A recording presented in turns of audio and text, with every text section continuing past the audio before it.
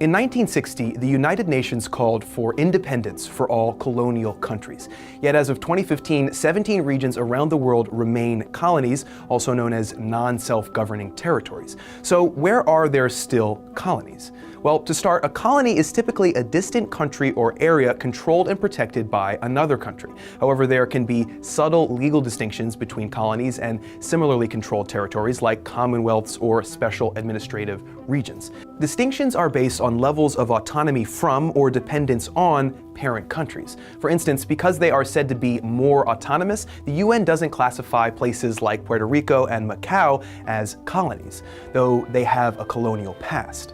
Colonization has been practiced by all major nations for centuries. However, a bulk of territory was acquired during a long period of expansion following the 15th century Age of Discovery. England was especially prolific, and their colonies can be found on every continent. France also owned many territories, especially in Africa. Spain claimed much of the Americas, and Portugal, Italy, and the Netherlands also had several colonies between them. The United States acquired numerous Pacific island nations later in the 1800s. But after World War II, the practice of colonization was brought into question and human rights became a larger issue. When the UN was formed in 1945, its purpose statement included a commitment to respect equal rights and self-determination of peoples. At the time, nearly a third of the world, or 750 million people, were residents in colonies, and often they weren't given adequate representation in parent countries' governments. According to the UN, the world's remaining colonies are now presided over by the United Kingdom, the United States, France, New Zealand, and a few other disputed powers. Currently, the most populous colonies are Western Sahara with 500,000 people, and French Polynesia and New Caledonia, both with about 250,000 people. Western Sahara, often called the last African colony, was a Spanish territory until 1976. But even after Spain relinquished the colony, it's been occupied by their northern neighbor, Morocco. Western Sahara has never been able to establish complete independence for itself.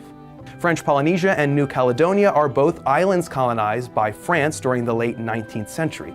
They are located near Australia in the Pacific Ocean, and they are also called collectivities of France. Complete decolonization will probably be a long process, even as the United Nations continues to petition for full sovereignty among all countries. A continued dialogue between colonial territories is needed, and a strong commitment to appropriate representation of local populations.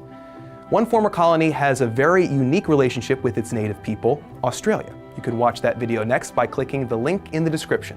In 1998, Australia implemented an annual National Sorry Day. This holiday serves as a form of recompense, and it raises awareness of Indigenous populations. Thanks for joining us on TestTube News, and we'll see you next time.